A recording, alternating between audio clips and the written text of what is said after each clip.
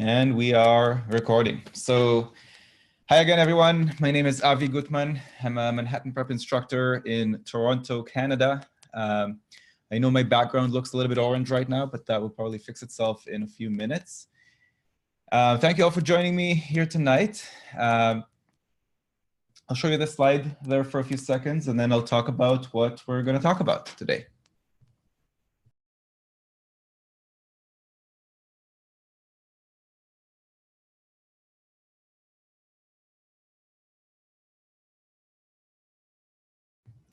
I'll also mention we have a chat box here that I hope you all will use extensively throughout the hour. There's also a Q&A feature. If you have a question that you want to make sure that I see, in case the chat box is too busy, then you can use the Q&A feature, and I'll definitely see those questions, and we'll try to address them throughout the hour. So what we're going to talk about today, the first thing that I think people kind of overlook is what are the factors that determine our performance in the GMAT other than the obvious ones. So we're going to touch on that today. I'm going to share with you some anecdotes, some stories of former students of mine. And what they have in common is they managed to get a very significant boost to their GMAT score without studying at all, which I find interesting and is something that is worth talking about and analyzing. And obviously very related to that, we'll discuss how to manage our anxiety as it relates to the GMAT. So first of all, we need to talk about the difference between your score potential and your actual score on the GMAT. So the score potential is kind of the score that you would get on a perfect day when everything goes your way, and you had a good night's sleep the night before, you're not too nervous, you're eating enough, you're exercising, and you're just having a good day. That's your score potential.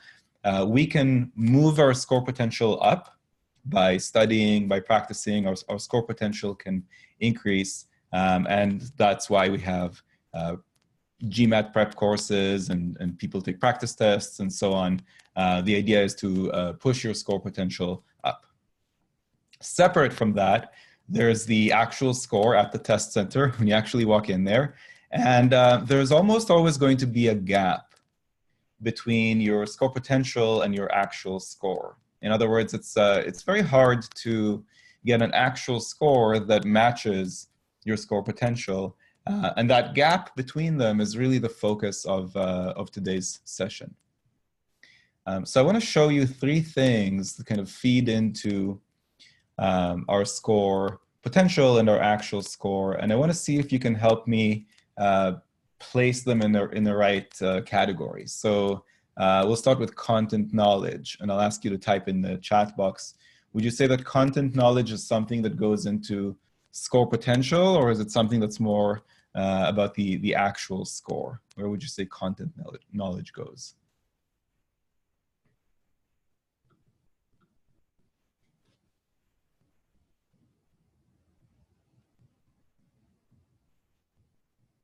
I'm getting a mixed bag of answers. I'm going to put it under score potential.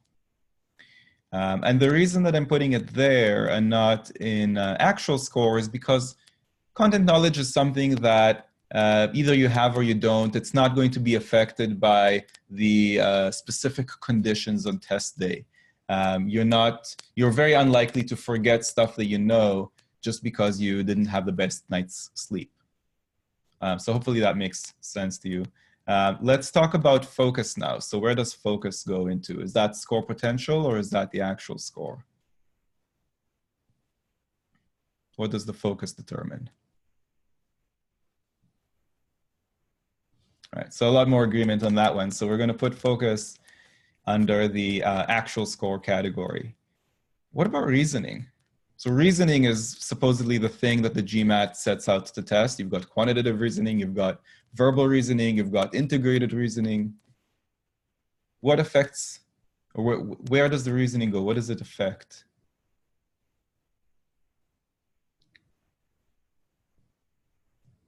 Most of you are saying actual score. I agree with you. I'm going to say, though, that the reasoning is also going to depend a lot on content knowledge and on score potential. So I'm going to put it kind of in between. So I would say that reasoning, which is the thing that the test sets out to test, depends on both content knowledge and focus. And content knowledge is something that's more about or more tied to the score potential, but focus is more tied to the actual score. So the gap between the score potential and the actual score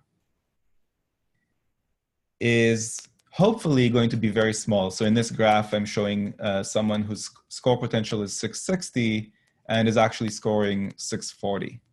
So we've got a gap of 20 there. Unfortunately, what happens very often is as people try to push their score potential up, what happens is the gap increases in size. So even as your score potential goes up, your actual score could go down because the gap increased. And we're going to talk today about what causes that gap to increase and how we can avoid it.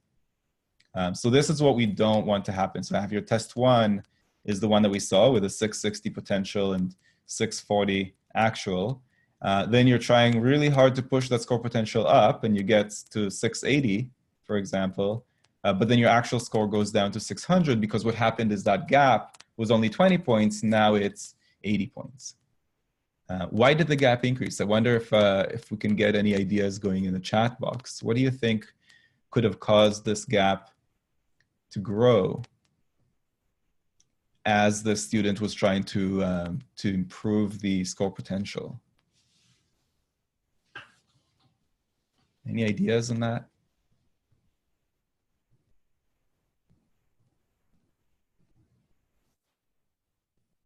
So yeah, I'm seeing some great stuff there in the chat box. Anxiety, focus, study conditions. I wonder what you mean by study conditions. Tell me a little bit more about that, Lenita.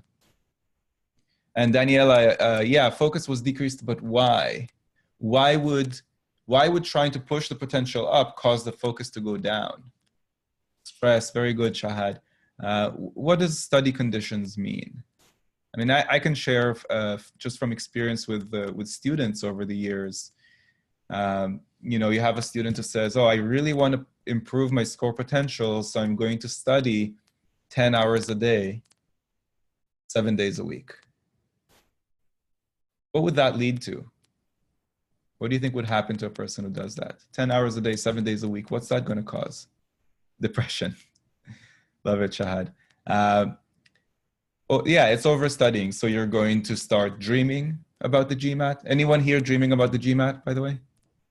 Anyone having dreams about the GMAT? Those dreams are usually nightmares? Not yet.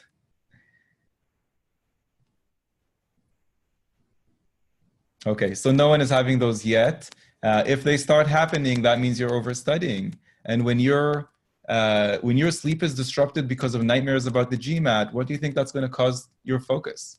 What's going to happen to your gap? The score gap is going to increase. That's what we're trying to avoid. Okay. So let's talk about a former student of mine. You can see that this is 2011. So this is a very, very long time ago. I guess that kind of shows how old I am and how long I've been doing this. But this is a student of mine from many years ago. And this student, he really only wanted to go to Harvard Business School. He said, if I don't go to Harvard Business School, then I don't want to go to business school, which is fair enough, to each his own. But with a 530 on his first attempt, it didn't seem like that would be enough to go to Harvard Business School. And so he tried again 3 months later, March 2012, and got a nice score increase there to 580. Still not really enough to apply to Harvard Business School. So then what he did is he took it a third time in May. So another 2 months later, he took it again. Got a really nice score improvement there to 650. Still wasn't ready to apply to Harvard Business School with that score of 650. And I put here a quote from an email that he sent me after he got the 650. So this is the quote. He's saying, he's been averaging 715 on practice tests, including 3 official and 1 Manhattan Prep. Highest score on Monday's practice was 760. Note that he's referring to it as Monday's practice. So what day of the week did I get this email? I don't remember, but let's call it Saturday. He took a practice test 5 days ago. Does anybody think that that's too close to your actual test? To take a practice test 5 days before your actual test? Is that too close? What do you think? Or do you think it's fine?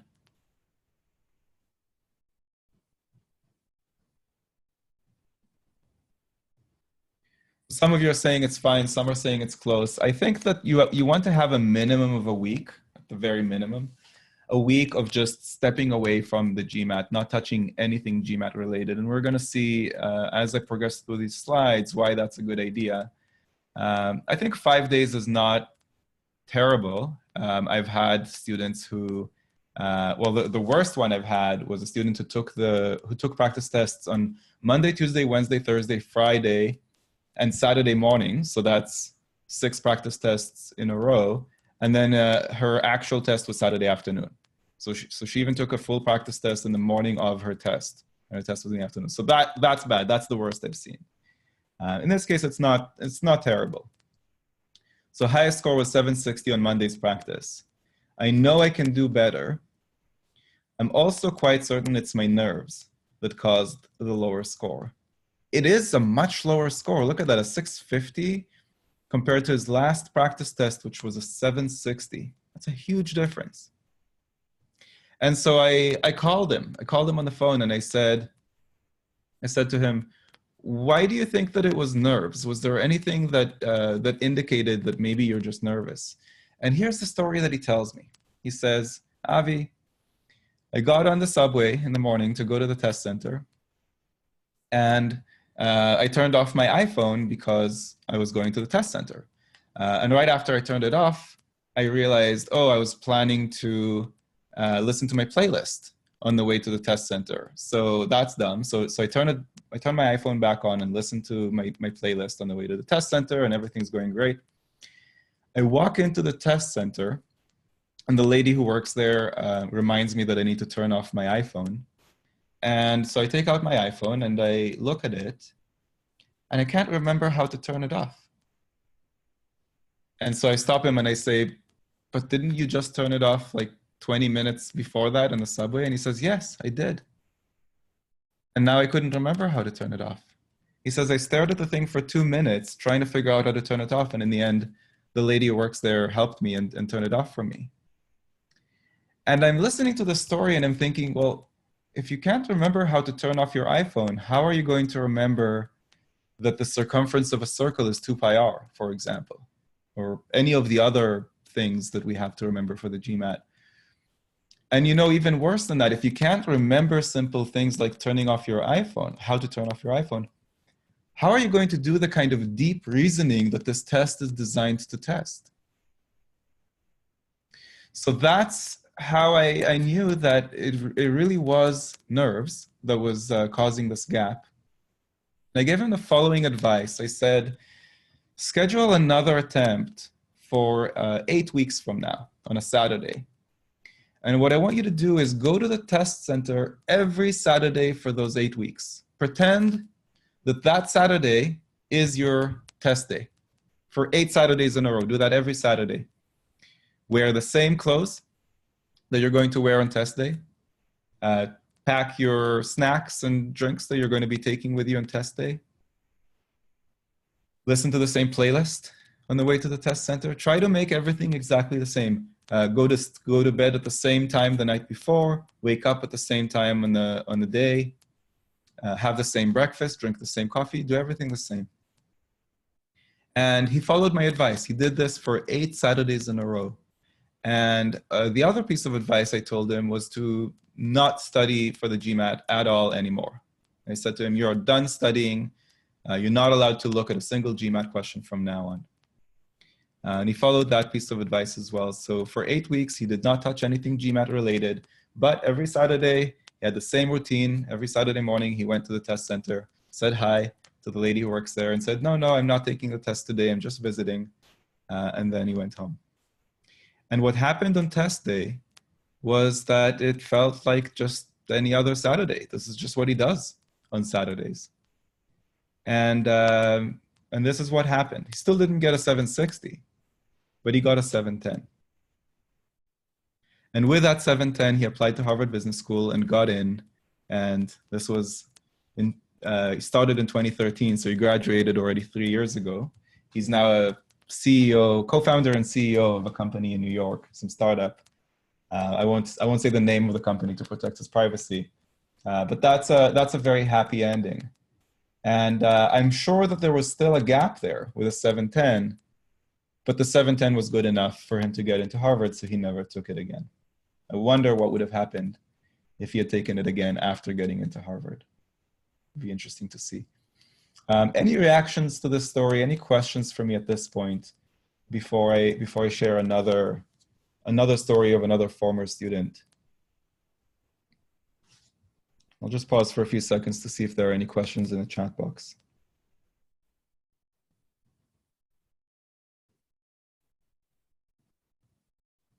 Okay, so let's look at another student. This one is much more recent. This is last November. Female tutoring student came in for tutoring.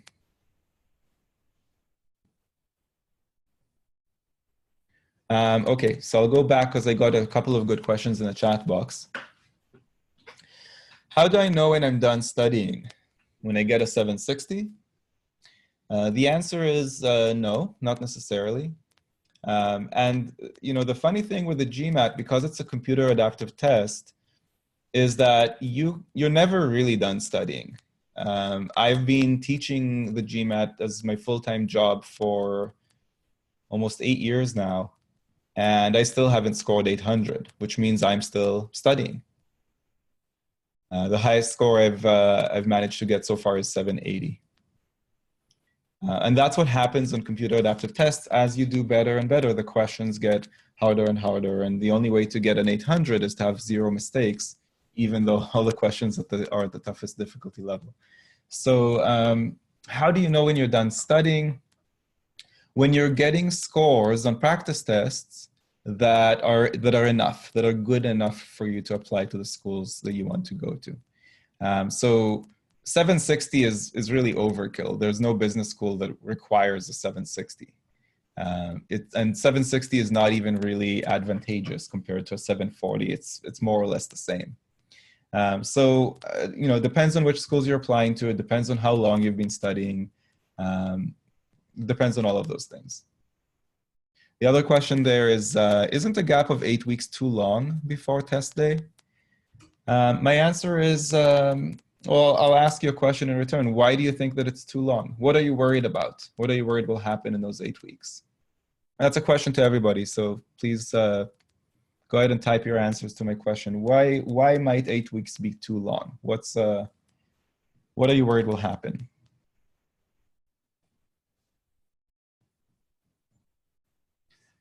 All right, so forgetting what you studied 8 weeks ago is something that I would be concerned about if I'm studying for a history test, right? If it's a history test and they're going to ask something like, what were the 5 factors that led to World War I?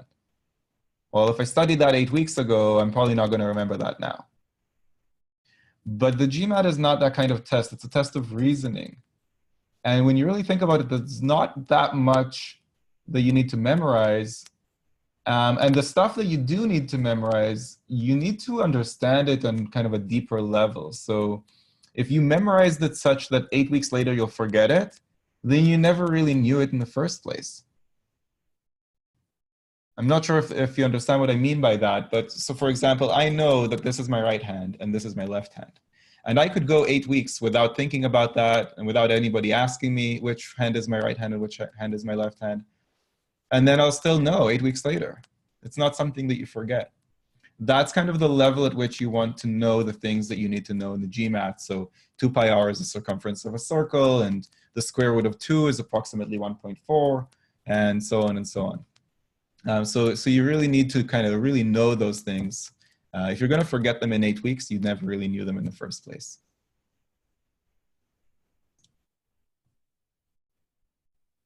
Now, I'm seeing some comments in the chat that you feel like if you take a break for a few days, you're not as sharp. That is probably true. You probably really feel that you're not as sharp. But I would challenge that. I suspect that you would be sharper than ever. You'd feel that you're not as sharp because you'll feel like, well, I haven't done it in a few days, so surely I'm not as sharp. But if you test that assumption, I think you'll find that you're actually sharper than you ever were before. Taking a few days off is great. Kind of similar to working out at the gym. You know those guys who just go to the gym every day and just do biceps and triceps? You've seen this? Men who, like, all they want is big arms. So they go in every day, biceps, triceps every day. And then they complain that their arms are not growing. And the answer is, of course, they're not growing. You're not giving them a chance to grow. The arm doesn't grow at the gym. It grows in between workouts. It grows when you're sleeping. It grows when you're eating. If you keep tearing those muscle fibers, then they never get a chance to grow. So it's very similar with the GMAT, because reasoning is very similar to muscle growth. Improving your reasoning, I should say, is very similar to muscle growth. All right. So let's look at this other student. So this student took the test just studying by herself for a little bit and got a 570. So then she hired a math tutor, which I think is a big mistake, because the quantitative reasoning section of the GMAT is, in many ways, it's the opposite of a math test.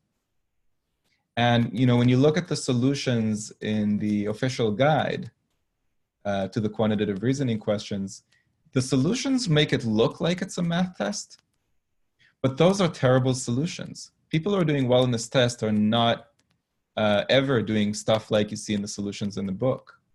A colleague of mine says they're not solutions, they're defenses of the correct answer. They're mathematical defenses of the correct answer. There's no reasoning there. And the questions are designed to test your reasoning. So anyway, this student hired a math tutor. She met with him 3 times a week for, as you can see, about a month and a half. And this is really interesting. After doing that, her verbal score went up 3 points. But look at her quant score. It dropped 4 points as a result of working with a math tutor 3 times a week for 6 weeks. And this really surprised her, of course, but it didn't surprise me at all. So this is the point at which I met her after her second attempt, after working with a math tutor. And we met for a few times for tutoring. And I honestly felt like the whole time I was trying to undo the damage that was done by working with a math tutor. Of course, I don't blame the math tutor. The math tutor is not a GMAT tutor. He's a math tutor. And he did a great job teaching her math. But then she tried to apply math on the GMAT, and it's just not that kind of test. It's not designed to test math. I suppose I should probably do a free GMAT Prep Hour on the difference between math and quantitative reasoning. Maybe I'll do that next time. I'm doing this again in October. But that's kind of a topic for a different day. So anyway, after a couple of meetings, she tried again in February, just February of this year. And it looks like I managed to get her quant score back up to where it was initially. And her verbal score also continued to improve a little bit. So she got a 600. And this was with a GMAT tutor, with myself, much less intense studying than she was studying before. So this was it. These were her 3 attempts at the GMAT. And I sensed that there was a gap there. There was a significant gap between her actual score and her score potential. And I told her, you know what, forget about the GMAT for now. Just go ahead and apply. She wanted to apply to 4 business schools. I said, go ahead and apply to the 4 business schools with a 600. And once you're done with all of that, once the deadline has passed, go back into the test center. Don't study, don't crack a book open, don't look at a question, and just see what happens. And she did. So she submitted the applications. I told her, don't tell anybody that you're taking the test again. Don't take any time off work. So she went in secret. Nobody knew that she was going. Even I didn't know. I told her to not even tell me if she's going back in. She went in at 4 p.m. after a full day of work, which I think really made it feel like not a big deal. A lot of people will take the day off, or they'll even take 2 days off of work leading up to the GMAT. It makes it feel like a big deal, which increases your nerves and your anxiety. And look at what happened when she went back in. This is only, how many days is that? There are only 28 days in February, so that's 4 plus 14, 18 days later. 18 days later, look what happened. How do you explain that? I'll pause here for some reactions. I'm curious to see how you folks are going to explain this.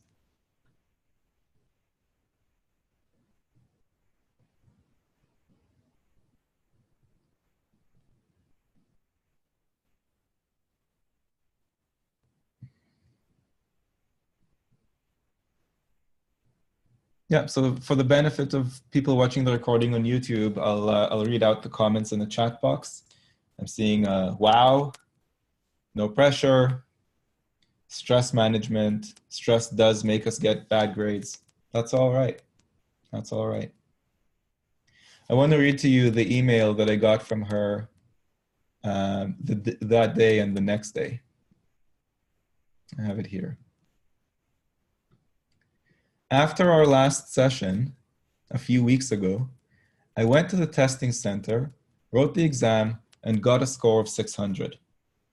This was a 30-point increase from my last test, so I wasn't too disappointed, but it was lower than my practice exams and far from where I needed to be, so I wasn't thrilled.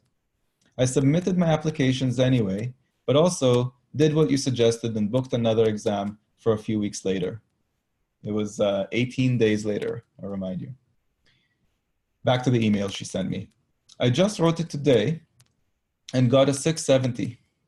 It's 30 points better than I did on my best practice test. So I'll pause here. That means that her best practice test ever, she got a 640. And here she got a 670. I didn't look at a single GMAT question for 3 weeks since my last test in February. It's not exactly 3 weeks, it's 18 days, but okay. Walked in cold and jumped 70 points. So thank you for showing me that I can do it. I'm not sure if the schools will accept my new score. I just emailed and I'm waiting to hear back. But I honestly think the greatest thing this has given me is confidence. This was my 4th time I wrote the test, and the past 3 times really tested my self-confidence. So I can't thank you enough for suggesting I go back in and rewrite it. I didn't tell a soul, not my mom, my boyfriend, no one. I went to work at 8 a.m. this morning, left work at 3:30 p.m., and wrote the test at 4 p.m., and it worked.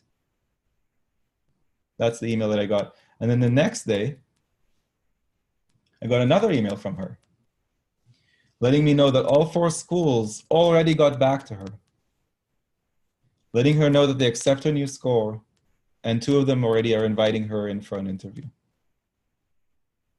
So another story with a very happy ending.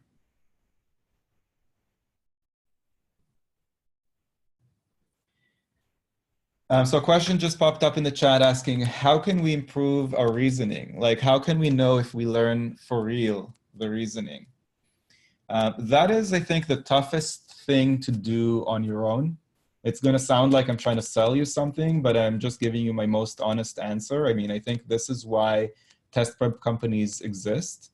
It's incredibly hard to improve one's reasoning on one's own, okay? That being said, a good way to test whether you are getting the reasoning is, particularly for quantitative reasoning, am I able to solve this question without using pen and paper, or with very, very minimal pen and paper? Because if my solution looks like a math solution, probably I missed the point. Probably I missed the reasoning. Another thing you can ask yourself is, can I create a new question that's testing the same concept as this question was testing, but it looks different. It looks like a completely different question. It's just testing the same concept. Because if you didn't get the reasoning, then you wouldn't be able to do that. You'd be able to mimic the question and just copy and paste it and just change the numbers, but you wouldn't be able to make the question look completely different while still testing the same concept. What I'm describing is very, very hard to do on your own, unfortunately. And again, I think that's why test prep companies exist. So I hope that's helpful. That's the best I can do in kind of a 1-minute answer. Let's look at one last student, and then we'll talk about some takeaways. So this student is from 3 years ago. He took the 9-week course with me in Toronto and went to the test center and got this score, 680. And he wanted to apply to some of the top schools in the US. So the 680 was a little bit low for him, for his purposes. And so he went back in fairly quickly, I guess not that quickly, 2 months later. And his score actually went down a little bit, even though he was studying quite intensely in those 2 months. So this kind of reminds me of that graph that we looked at earlier, where the score potential went up, but the gap grew. And so the actual score went down. I think that's what happened here. And so he decided to come in for a couple of tutoring sessions at that point. And we met up twice, and he was studying really quite intensely through that time, both with me and on his own. And he went back in, a month and a half later. And look how frustrating this is. When he went back in, he got the exact same score that he started with the exact same quant score and the exact same verbal score. And he called me on the phone as he walked out of the test center, and I could tell from his voice he was really quite depressed, and I'm not surprised, having this happen. He basically blew his whole summer, and I don't know if you're familiar with Toronto, but we have a short summer, and we have to make it count because the weather usually is not great. And he blew his whole summer on this test and ended up with the same score that he started in May. So he was really quite upset. And I said to him the following. I said, look, dude, just forget about the GMAT. Go ahead and apply with a 680.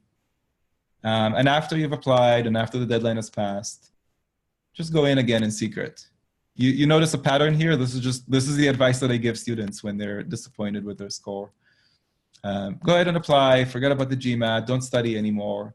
And then just go in without making a big deal out of it. Go in secret and see what happens. So he followed my advice. Notice he also did a half day of work and went in at 4 p.m., just like the previous student. And look at what happened.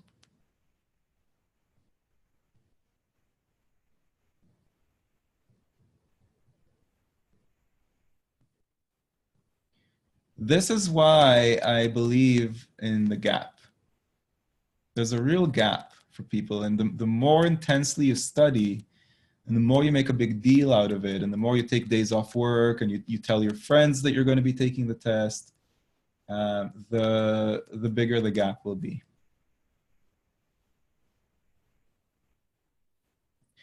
Does it make sense to you that if you go into the test center after a half day of work, it's just not going to feel that scary? It's not going to feel like a big deal? Does that make sense to you? It makes a lot of sense to me. I can see that happen. You're just going about your business, you're not, he wasn't studying for the test at all. Notice how long, by the way. So from August 21st, he didn't touch the GMAT until November 6th. How long is that? If my math is right, that's almost 2.5 months. It's like 10 weeks.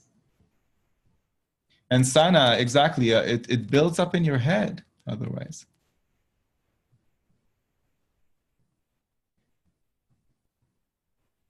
Now, I only shared with you the stories of 3 students, but I have dozens and dozens of stories like this. I just picked the first 3 that popped into my head when I was planning this session. And by the way, the schools that this student applied to also happily accepted his updated score of 730. From 680 to 730. Those are 50 points that are very hard to get. It's not the same as getting 50 points going up from 460 to 510. Those 50 points could just be dependent on the wind blew a different direction that day and they got a 510 instead of a 460. Yeah, it's much easier to gain those 50 points. But from 680 to 730, that's really significant. It's probably equally significant to the previous student who went up from 600 to 670. So that was 70 points. This is only 50, but it's a much higher part of the score spectrum. All right. Let's talk about what affects our focus. What do you guys think? What are the things that can improve or hurt our focus on the test?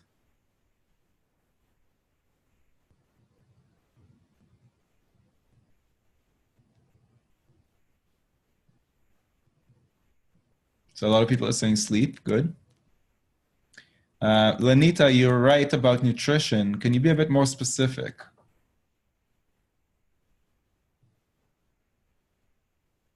Sana, maybe you can be more specific about your point as well. I think you're also onto something.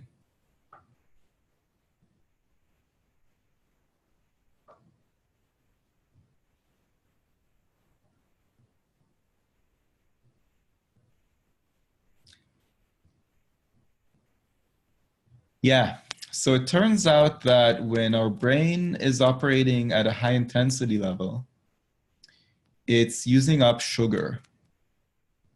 I just found out a few years ago, this is fairly new science. And so when you finish your first section of the test, you've depleted all of the sugar in your system. The brain has used up all of the sugar that you had available. So when they give you that 8-minute break, if anyone here is new to the GMAT, you get 2 8-minute breaks throughout the test. When you get each of those 8-minute breaks, it's really important that you replenish the sugar in your system. So that could be by eating a piece of fruit, eating some chocolate, drinking Coca-Cola, something that will have readily available sugar for your brain to use up in the next section. So that's an important point about nutrition. What about oxygenating your brain? That's also very important. What happens when you sit down on a chair for over an hour in that first section of the test is you kind of lose the blood flow. The blood just doesn't flow so well after sitting for over an hour. And so it's very important for us to get the blood flowing again, to bring oxygen and to bring sugar to the brain during the next section. So any ideas in the chat box on what we can do to increase our blood flow in our short break that we have? It's a very short break. That's the problem.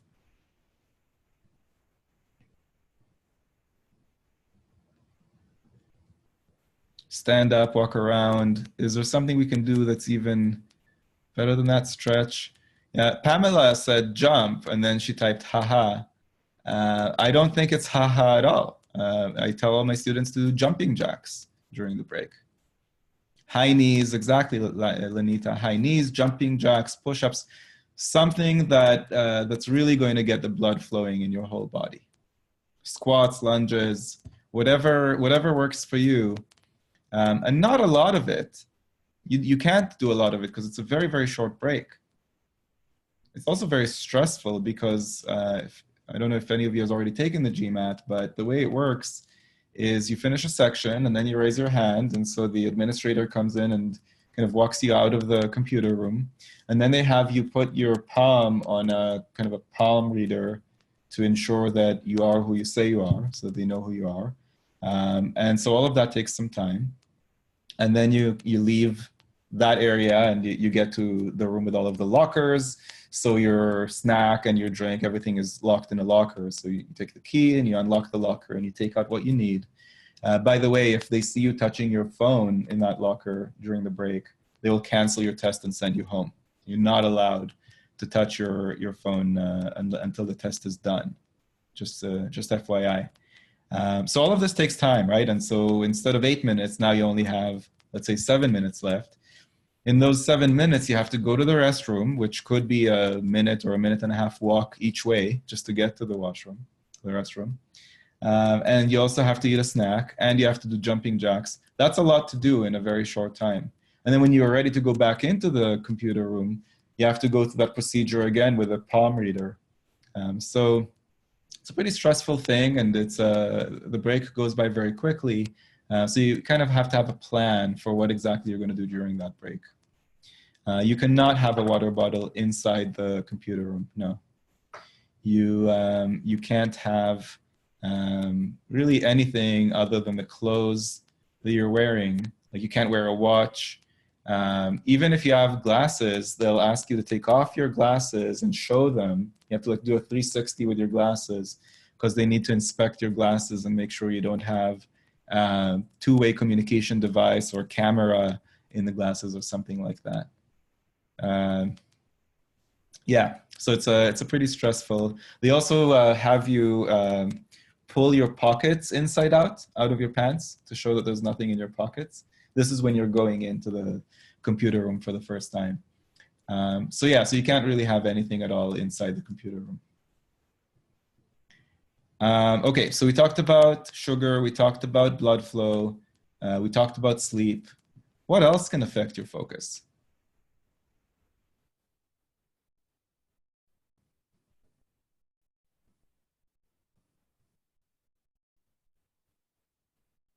What do you mean by happiness, Pamela?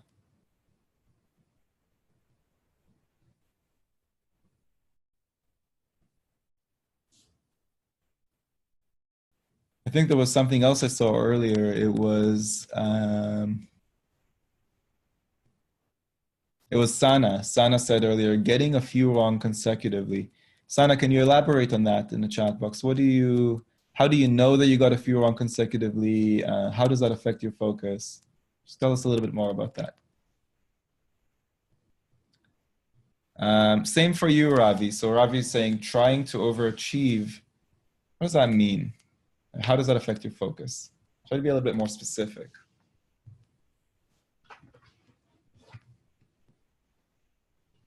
Because I think what all of those things have in common is these kind of nagging thoughts that can pop into your head in the middle of the test. And you're like trying to reject those thoughts because you're supposed to be focusing on the question in front of you, but they keep nagging. These thoughts keep nagging at you. And I think that's what all of you guys have in common there.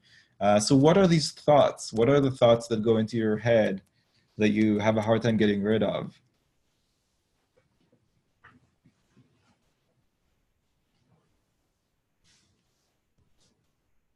So Sana is saying, well, what if you have like a few complicated questions that you had to guess on, right? So I had to guess on 4 questions in a row.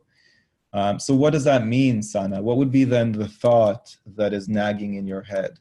I'm trying to get us beyond what happens to what are we thinking about what happened? Like, what am I thinking about what happened? What's the thought that keeps nagging at me?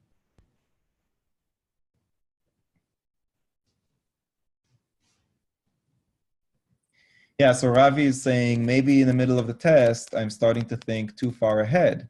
So instead of thinking about the test itself, I'm thinking about what this test is for. Okay, so this test is for going to business school. What if I don't do well in this test? Then maybe I won't go to business school. Maybe business school isn't for me in the first place. Maybe this is a sign. Maybe I was wrong to think that I should go to business school. But what if I should go to business school? Then I better do well in this test. But what if I don't do well? These are the kind of thoughts that can interfere with our focus. Does that sound like something that might have happened to anyone here or could happen?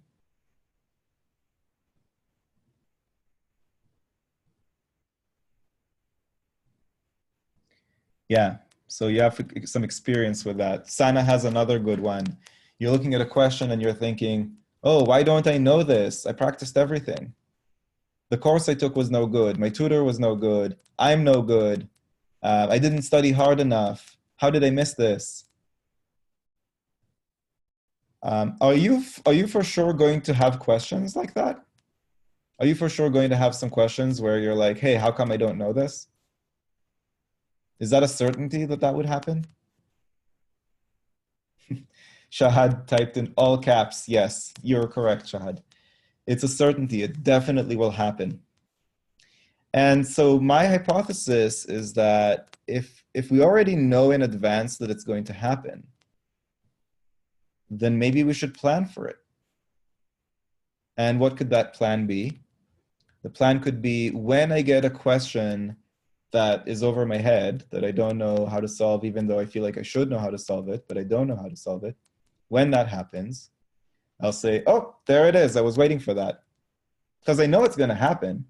So instead of panicking when it happens, or instead of kind of spiraling in my head out of control and thinking, oh, I didn't study hard enough, instead of all of those self-doubt, not useful thoughts, useless thoughts, instead of that, just say, oh, there it is. I was waiting for that. And then you get another one. You're like, oh, good, another one.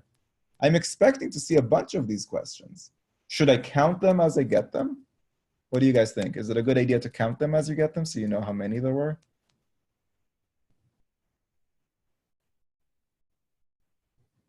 I agree with Shahad and Z and G. Do not count them. It's irrelevant. It's not important. It can only lead to negative thoughts. In fact, my advice is that once you submit your answer to a question, that question has never happened. It's history. It's pointless to think about it going forward. It's pointless to remember what happened on it. It's like it never happened. Kind of like dating. Isn't it much healthier when you're dating to just move on when you move from one person to the next and just forget that ever happened? Maybe it's not a perfect analogy, but I think you get my point. You don't need that kind of baggage. You don't want to bring that baggage into your next relationship. Same thing on the GMAT. I don't want to bring the baggage from the previous question to the next question. I just want to have a clean slate and focus on this next question. I definitely do not want to count really anything. I don't know why I would count anything on the GMAT. Once I finish a question, I'm finished with it. I'm moving on to the next one. Exactly, positive thinking. So what other negative thoughts might you have? I've heard from students things like, oh, maybe I shouldn't have told my friends that I'm taking the test today. They're all going to be messaging me tonight and asking me how it went. What if I don't do well? Maybe I shouldn't have told them. This is why I tell my students, keep it a secret. Don't tell anyone that you're going in. Why do you need that kind of pressure? If nobody knows you're there, then you don't have to tell anyone how it went. Nowadays, you don't even have to tell the business school how it went.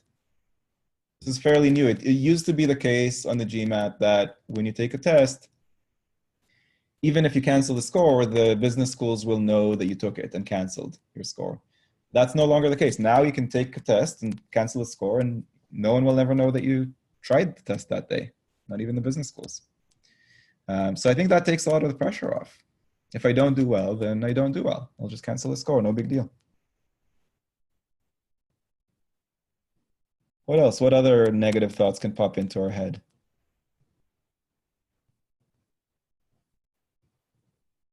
I think maybe I got the previous question wrong. I think maybe I spent too long on the previous question. I think I rushed the previous question and got it wrong because I rushed.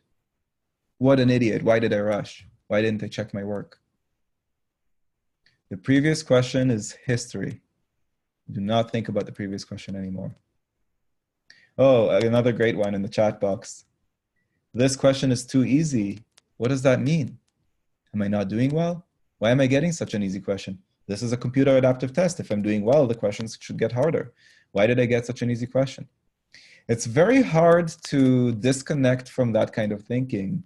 I remember for myself, the time before last when I took the GMAT, I was maybe 2/3 of the way through the quant section. And I got a question that basically was asking something like 2 + 2 = ? I'm exaggerating a little bit, but It was extremely simple, something like 2 plus 2 equals question mark. And my first instinct was, oh my God, what's going on? Like, why am I getting such an easy question so far into the section?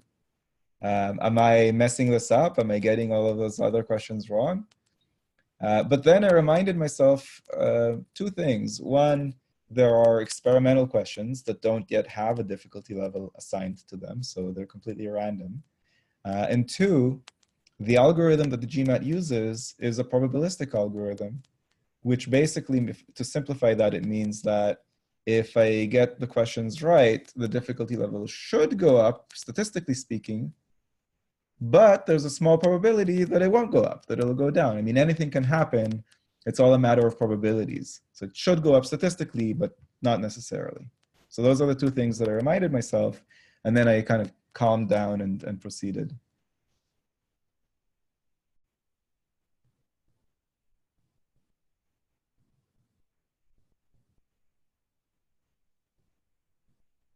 Exactly, the positive thinking is very important. I also find that something really useful is to, if you have negative thoughts going into your head, put down the pen, the dry erase marker that they give you.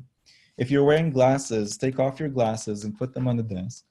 Close your eyes and lean back in your chair and just go like this.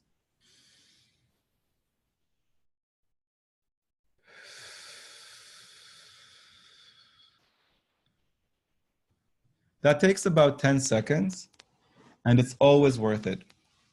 If you have these negative thoughts that are overtaking your brain, it is always worth it to spend 10 seconds to just kind of reset your brain and get rid of all of those negative thoughts. Another trick that I use that might work for you when I get an annoying thought in my head is, instead of trying to reject it, I kind of accept it, and I say to it, oh, great thought. I'm going to make a mental note to go back and think very deeply about that thought as soon as the test is done. Because I find that if I try to reject the thought, then it keeps coming back. It keeps nagging me. But if I kind of psychologically, if I accept the thought and say, oh yeah, great thought, I definitely want to give it some more focus and some more attention, and I will do so as soon as the test is done, then the thought disappears and doesn't come up again. So you can try that and see if that works for you as well. So I'm getting a message here. I tend to look at the remaining time and begin worrying about the remaining questions that I have to answer. Any advice on this? Yes, I do have some advice on that. So I think that that's by far the most important reason to take practice tests. And what you want to do on those practice tests is let go of questions that you don't have a great solution for, such that you never run out of time. Like, you need to prove to yourself that timing is not an issue for you.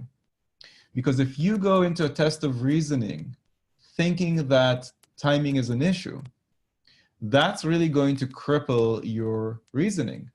The first thing that goes out the window when you're feeling rushed, when someone's rushing you, the first thing that goes out is reasoning.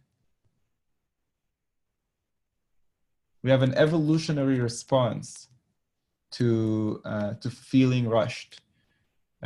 Back from when we were cavemen and a bear would start chasing you, so you'd feel rushed. And so what happens evolutionarily, what happens is all of the blood drains from your brain, which is considered a non-essential organ if you're trying to run away from a bear, and goes to your leg muscles and your core and your heart and lungs. So all of those are activated now because you're running for your life. But then that's not a very good position to be in if you're attempting to use some deep reasoning. So I don't believe in trying to reason when you're feeling rushed. And that's the purpose of practice tests. You just got to keep taking these practice tests and practice letting go of questions. It's such an important skill in the GMAT, to identify when you don't know how to solve the question in 2 minutes, and then don't try. Why would you try to solve it if you don't believe that you can solve it in 2 minutes? Even if you think there's a 50% chance that you'll solve it in 2 minutes, you probably shouldn't try. Like 50% chance is not good enough, particularly because we tend to be optimistic. So if I think there's a 50% chance that I'll get it right, there's probably a 20% chance that I'll get it right. Because I tend to be optimistic, and I'm sure you all are optimistic as well. So err on the side of guessing and moving on, and prove to yourself that there's way more time that you need on this test. And then you won't psych yourself out continuously looking at the timer and counting how many questions you have left. In fact, I would say that every time you look at the timer, you're losing focus. Is that a fair statement? Every time you look at the timer, you lose it. Yeah. So then don't do it. But you have to prove to yourself in practice tests that you are comfortable enough letting go of questions such that it's not an issue. So to recap, does anyone here practice mindfulness, by the way? Any mindfulness people? Another word for that is meditation. So Pamela does it. Lenita does it. If you don't do it and you'd like to, there's some great resources on our blog. So this is free and open to the public, Manhattan Prep GMAT blog. Just go there and type mindfulness in the search box, and you'll see some great blog posts and resources on mindfulness. I personally don't connect with mindfulness. I've tried it and it doesn't really do anything for me. Maybe I didn't do it correctly. But a lot of my students have really seen incredible results just from practicing mindfulness twice a day, once in the morning, once in the evening. That really helps with focus. We talked about sugar and oxygen for the brain. We talked about sleep quality. You see how important it is then to not have nightmares about the GMAT. That's really going to affect your sleep quality. And of course, nerves. Takeaways.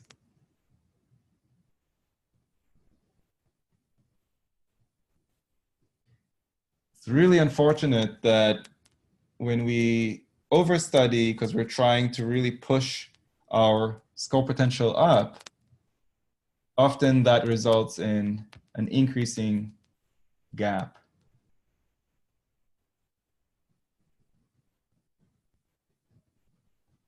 And as I'm going through these bullets, I encourage you to type up any kind of last questions or comments that you have from me, because we're wrapping up in about 2 minutes. I got a question asking about the ideal number of practice tests. You need to take practice tests until you are confident the timing is not an issue for you. Once you're confident the timing is not an issue for you, you no longer need to take practice tests. If you're still not confident, keep taking practice tests. So for each person, that would be a different number. It could be 2 practice tests, it could be 20 practice tests. It depends on you. It depends on how quickly you can get comfortable with the idea of letting go of questions.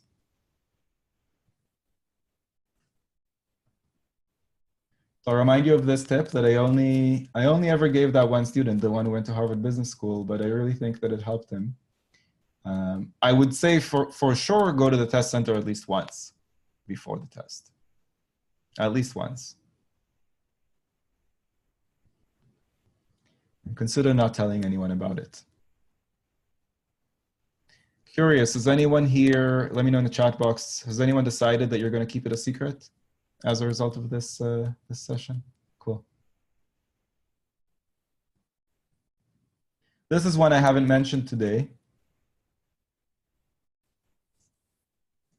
If you're planning to take the test again after you've submitted your applications, like if you already know ahead of time that you'll be doing that, that has a great effect on the tests that you're taking before you apply. Does that make sense? Like if you already know for sure you're going to be taking it again anyway after the deadline, then the tests that you're taking before the deadline, before you've submitted your applications, they don't carry as much weight because you know you're going to be taking it again anyway. And I'm hoping that the stories that I shared with you today will help you be optimistic about what will happen when you take that test, you know, after you've already submitted everything and forgotten about the GMAT and haven't really practiced any questions. So thank you all so much for joining me here this evening. I had a great time with you, and I hope you did as well. And I will stop the recording here, but I'll stick around if there are any questions.